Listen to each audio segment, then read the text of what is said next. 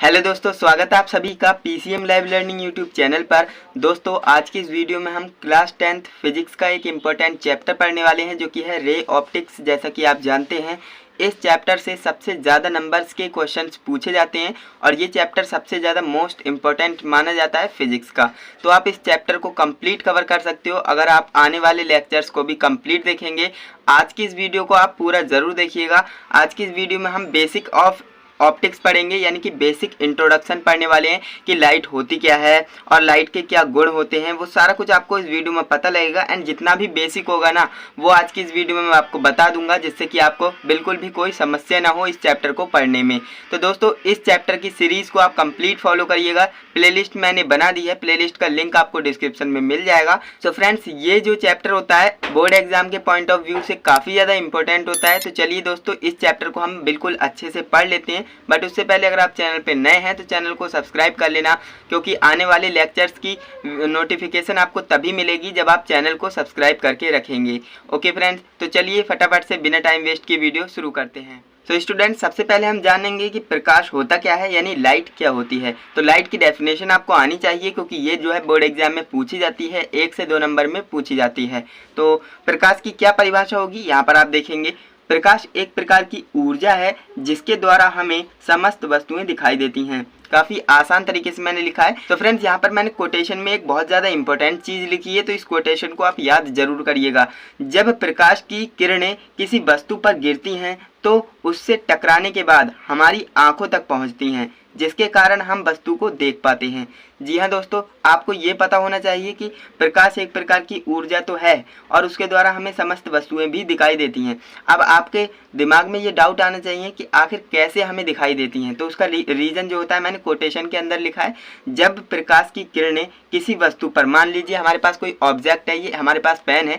अब इस पेन पर जो है अभी मैं लाइट जला रहा हूँ, तो वो लाइट इस पर पड़ रही है एंड इसके जो परावर्तन होगा इससे टकराएंगी, उसके बाद मेरी आंखों तक पहुँच रही हैं, तभी मुझे ये पेन दिखाई दे रहा है, अदरवाइज ये दिखाई नहीं देता। अब ये जो लिखा पड़ा है ये कॉपी है, मैं सब कुछ देख पा रहा हूँ। तो उसका रीज़न यही है कि जो मैंने लाइट जला रखी है ना, तो लाइट इस पर पड़ रही है, इससे टकरा रही है पूरी कॉपी पर एंड उसके बाद मेरी आंखों में जा रही है और इस वजह से मुझे ये कॉपी दिखाई दे रही है, पेन दिखाई दे रहा है, सारा कुछ मैं देख पा रहा हूँ। तो फ्रेंड्स वो ओवरऑल किसके वजह से दिख रहा है, वो लाइट की वजह से दिख रहा है। तो फ्रेंड्स अगर मैं इस लाइट को बंद कर देता हूँ तो यहाँ पर जो है अंधेरा हो जाएगा, जिस वजह से जो है परावर्तन नहीं होगा प्रकाश का और मैं वस्तुओं को नहीं देख पाऊंगा। सिंपल सा रीजन है। आई होप आप अच्छे से समझ गए होंगे। एंड यहाँ पर मैंने काफ़ी इंपॉर्टेंट नोट लिखा है, नोट भी आप याद रखेंगे। नोट में मैंने लिखा है प्रकाश स्वयं दिखाई नहीं देता लेकिन वस्तुओं को देखने में हमारी मदद करता है। जी हाँ दोस्तों, प्रकाश को अभी तक किसी ने देख नहीं पाया है और ना ही कोई देख पाएगा। प्रकाश स्वयं दिखाई नहीं देता है लेकिन ये वस्तुओं को देखने में हमारी बहुत ज़्यादा मदद करता है। ओके, अब मदद कैसे करता है मैंने आपको बताया था। किसी ऑब्जेक्ट पर जो है लाइट की रेज पड़ती हैं एंड उससे जो है रिफ्लेक्ट होकर हमारी आंखों तक आती हैं, इस वजह से हम जो है उस ऑब्जेक्ट को देख पाते हैं। तो आई होप आप अच्छे से समझ गए होंगे। अब हम देख लेते हैं प्रकाश के गुण, है ना, क्योंकि प्रॉपर्टीज़ पढ़ना जरूरी है, क्योंकि प्रॉपर्टीज़ ऑफ लाइट जो है बोर्ड एग्जाम के पॉइंट ऑफ व्यू से काफ़ी ज़्यादा इंपॉर्टेंट होने वाली हैं। तो इनको भी आप स्किप तो नहीं कर सकते, है ना। तो आपको पढ़ना पूरा सिलेबस होता है, क्योंकि बोर्ड एग्जाम में पता नहीं कहाँ से क्वेश्चन पूछ दे। तो आपको पूरी अगर आपकी तैयारी होगी तो आप 100 आउट ऑफ 100 ला सकते हो, कोई बड़ी बात नहीं है। तो यहाँ पर आप प्रकाश के गुण देख लेते हैं। मैंने मेनली 6 पॉइंट लिखे हैं जो कि काफ़ी ज़्यादा इंपॉर्टेंट है एंड यही बोर्ड एग्जाम में पूछे जाते हैं। यहाँ पर देखेंगे फर्स्ट पॉइंट है प्रकाश एक सीधी रेखा में गति करता है। आपसे पूछ लिया जाएगा कि एमसीक्यूज में ही पूछ सकते हैं कि भाई प्रकाश किस रेखा में गति करता है, तो सीधी रेखा में गति करता है, ये आपको याद रखना है। सेकंड ऑप्शन जो आपका सेकंड पॉइंट मैंने बनाया है, प्रकाश को चलने के लिए किसी माध्यम की आवश्यकता नहीं होती है।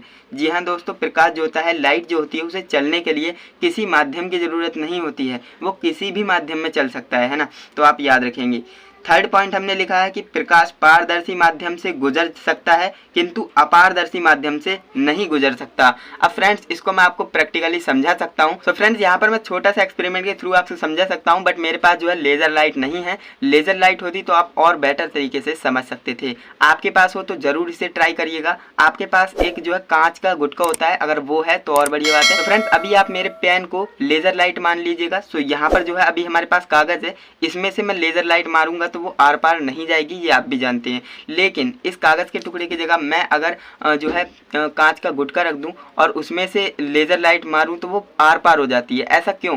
क्योंकि जो हमारा कागज़ है ना, कागज़ का टुकड़ा है, वो हमारा अपारदर्शी है, यानी कि आर पार नहीं दिखता है उसके। और जो कांच का गुटका होता है वो हमारा आर पार देखने में मदद करता है, यानी पारदर्शी होता है। पारदर्शी और अपारदर्शी की परिभाषाएं आगे लिख रखी हैं, वो भी आपको बताने ही वाले हैं। ओके, तो आप समझिएगा। थर्ड पॉइंट आपको अच्छे से समझ में आ गया होगा कि प्रकाश जो है पारदर्शी माध्यम से तो गुजर जाता है, लेकिन जो हमारा अपारदर्शी माध्यम होता है उससे गुजर नहीं सकता है। फोर्थ नंबर पॉइंट देख लेते हैं। फोर्थ नंबर पॉइंट हमारा कह रहा है कि प्रकाश एक प्रकार की विकिरण ऊर्जा है जो विद्युत चुंबकीय तरंगों के रूप में चलती है। अब आपसे पूछ सकते हैं कि किस प्रकार की ऊर्जा है ना, प्रकाश किस प्रकार की ऊर्जा है? तो प्रकाश एक प्रकार की विकिरण ऊर्जा है जो विद्युत चुंबकीय तरंगों के रूप में चलती है। ये बात आप याद रखेंगे। एंड इसके बाद फिफ्थ नंबर पॉइंट की बात कर लेते हैं। फिफ्थ नंबर पॉइंट हमसे कहता है कि निर्वात में प्रकाश की चाल 3 × 10⁸ मीटर पर सेकेंड होती है। ये आपको याद रखना है। सबसे ज़्यादा मोस्ट इंपॉर्टेंट वैल्यू जो होती है ना इस चैप्टर में, वो यही है, लाइट, स्पीड ऑफ लाइट है ना, इसकी वैल्यू आपको याद रखनी है।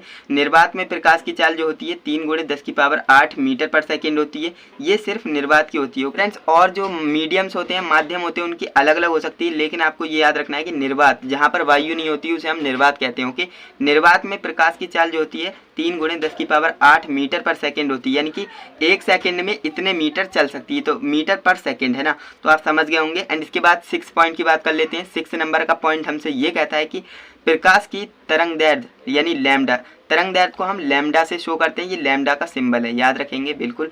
प्रकाश की तरंग दैर्ध्य 3900 एंगस्ट्रॉन्ग से 7800 एंगस्ट्रॉन्ग तक होती है। ये भी आपको याद रखना है। ये ज़्यादातर जो है MCQs यानी ऑब्जेक्टिव क्वेश्चन में पूछा जाता है। प्रकाश की तरंग दैर्ध्य कितनी होती है? तो 3900 एंगस्ट्रॉन्ग से लेकर 7800 एंगस्ट्रॉन्ग तक होती है। ये आप याद रखेंगे। तो दोस्तों आज की इस वीडियो में हमने क्या सीखा? आज की इस वीडियो में हमने बेसिक इंट्रोडक्शन लिया है, जो कि लाइट के बारे में हम आगे पढ़ने वाले हैं। तो लाइट के बारे में हमने डेफिनेशन जानी। एंड फ्रेंड्स, हमें वस्तुएं किस प्रकार से दिखाई देती हैं वो भी हमने जाना। और जो है प्रॉपर्टीज़ ऑफ लाइट के बारे में सीखा कि लाइट के क्या क्या प्रॉपर्टीज़ होती हैं, क्या क्या गुण होते हैं प्रकाश के, वो सारा कुछ मैंने आपको बता दिया।